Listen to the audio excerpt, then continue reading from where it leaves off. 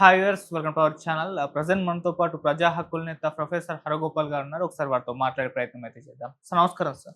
Sir, delimitation కేంద్ర ప్రభుత్వం తీసుకొచ్చినప్పుడు స్టాలిన్ గారు ఒక్కరు మాత్రం దానికి యాంటీగా ఫైట్ చేస్తున్నారు. అంటే సౌత్ ఇండియా నష్టపోతుంది దీనివల్ల అని చెప్పేసి సౌత్ ఇండియాలో ఉన్న అందరు లీడర్స్ కూడా ఆయన లెటర్స్ పంపించారు, మీటింగ్ ఏర్పాటు చేశారు, ఒక జేఏసీ స్థాపిద్దామని అన్నారు. నిజంగా డీలిమిటేషన్ వల్ల సౌత్ ఇండియా నష్టపోతుంది అంటారా? ఏ విధంగా అంటారు? మరి స్టాలిన్ ఒక్కడే ఫైట్ చేయడం ఏ విధంగా చూస్తారు సార్? అంటే దీన్ని మనము 2 రకాలుగా చూడొచ్చు. హ్మ్. ఒకటి, గత 15-20 ఏళ్లుగా హ్మ్.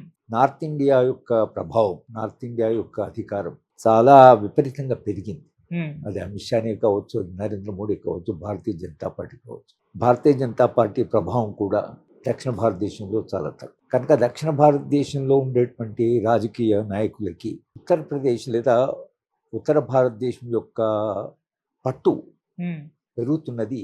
ఎందుకంటే వీళ్ళు పరిపాలించడం కూడా అందరినీ కలుపుకొని పోవాలి, పార్టిసిపేట్ కూడా లేదు. ఎందుకంటే ఇప్పుడు మీరు ఇందిరాగాంధీ ప్రధానమంత్రి అయినప్పుడు 1965-66లో హ్మ్.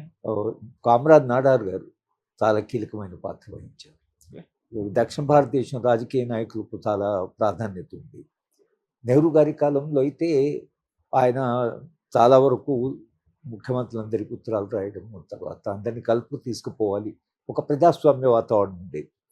గత దశాబ్ద కాలంగా లేదా ఒక 15-20 సంవత్సరాలుగా కేంద్ర ప్రభుత్వం అధికారం పెరగడం, ట్యాక్సులు కూడా వాళ్ళే తీసేసుకోవడం, ముఖ్యమంత్రిని అరెస్ట్ చేయడం, తర్వాత దక్షిణ భారతదేశానికి కావలసినటువంటి వనరులు కానీ, నీళ్ల మీద కానీ మొత్తం కేంద్ర ప్రభుత్వం చేతిలో ఉన్నది. అట్లా దక్షిణ భారతదేశం ఆల్రెడీ అది కొంత నష్టపోయాము అనే ఒక ఫీలింగ్ ఉంది. ఈ సందర్భంలో ఇది వచ్చింది డీలిమిటేషన్. డీలిమిటేషను వలన అది రాజ్యాంగం ప్రకారం అయితే ప్రతి సంవత్సరాలకి 10 సంవత్సరాలకు సెన్సస్ జరగాలి. సెన్సస్ ప్రకారము పాపులేషన్, జనాభా ఆధారంగా పార్లమెంటు సీట్లు నిర్ణయం కావాలి.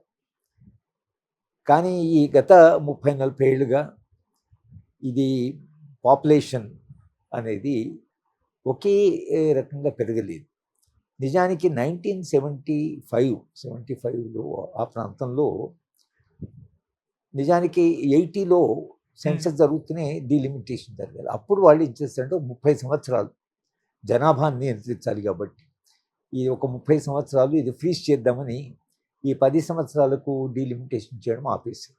లేకపోతే 60-70 దాకా డీలిమిటేషన్ జరిగింది. ఓకే. కనుక ఇప్పుడు ఉత్తర భారతదేశంలో వాళ్ళు జనాభా నియంత్రణ ప్రభుత్వం ఆశించిన మేరకు చేసుకోలేదు. వాళ్ళు కొంత మత విశ్వాసాలు, కొంత దేవుడిచ్చిన పిల్లల్ని మనం ఆపుకుంది, ఇలాంటి విశ్వాసాలు బహుశా ఉత్తర భారతదేశంలో దక్షిణ భారతదేశం కంటే చాలా ఎక్కువ ఉన్నాయి. ముఖ్యంగా కేరళ, తమిళనాడులో పాపులేషన్ కంట్రోల్ అనేది చాలా పెద్ద. మొత్తం దక్షిణ భారతదేశంలో ఇప్పుడు ఒకవేళ సెన్సస్ జరిగి డీలిమిటేషన్ అంటూ జరిగితే మీరు మొత్తం దక్షిణ భారతదేశానికి 16 సీట్లు పెరుగుతున్నాయి. నిజానికి కేరళకు 1 సీట్ తగ్గుతున్నది.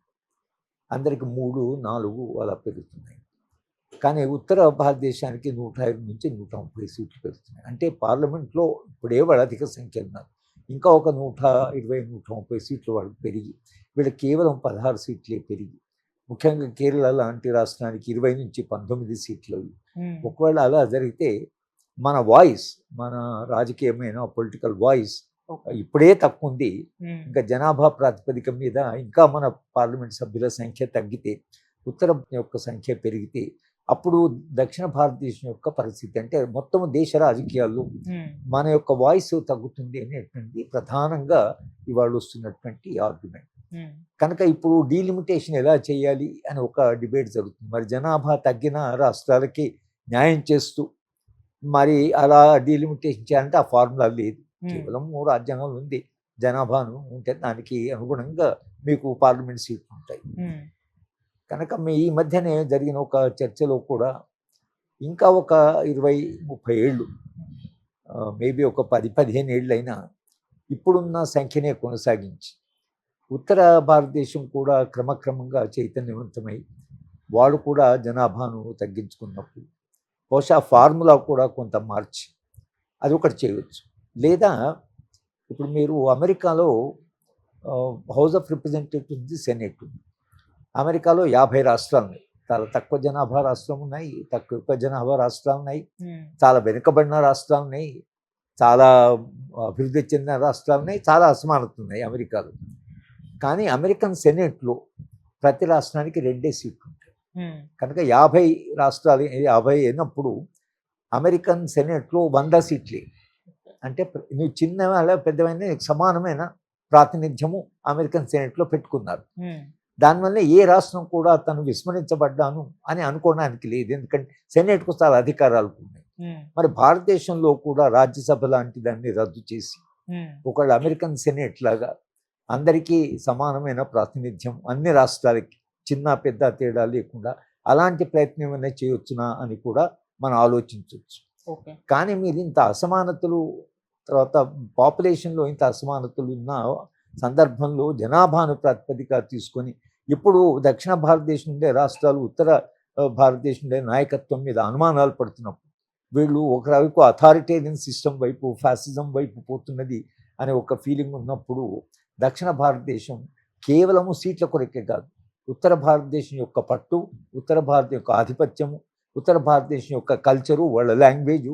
అందుకని మీరు ఈసారి మోడీ గెలిచిన తర్వాత అన్ని సమస్యలు వస్తున్నాయి. దక్షిణ భారతదేశం మొదటిసారిగా యునైటెడ్గా తన వాయిస్ చెప్పాలని ఇవాళ కూడా వాళ్ళు నిన్న ముఖ్యమంత్రులందరూ కలిశారు. ముఖ్యమంత్రులందరూ కలిసి ఒక్కసారి ఎప్పుడు దక్షిణ భారతదేశం ముఖ్యమంత్రులంతా కలిసి దక్షిణ భారతదేశం అని మాట్లాడలేదు. కానీ వాళ్ళ సౌత్ ఇండియా అనేటువంటి వాళ్ళందరూ వచ్చి 8-9 మంది 9 రాష్ట్రాల నుంచి వచ్చి మాట్లాడుతున్నారంటే పరిస్థితి ఎక్కడో చాలా విషమిస్తున్నది. కనుక ఈ డీలిమిటేషన్ అనేది ఇప్పుడున్న పరిస్థితిలో తీసుకురావడం అనేది అది బహుశా అది ప్రయోజనంగా ఉండకపోవచ్చు, అది రాజకీయ టెన్షన్స్కు దారితీయవచ్చు. ఇది సరి అయిన సమయమేనా?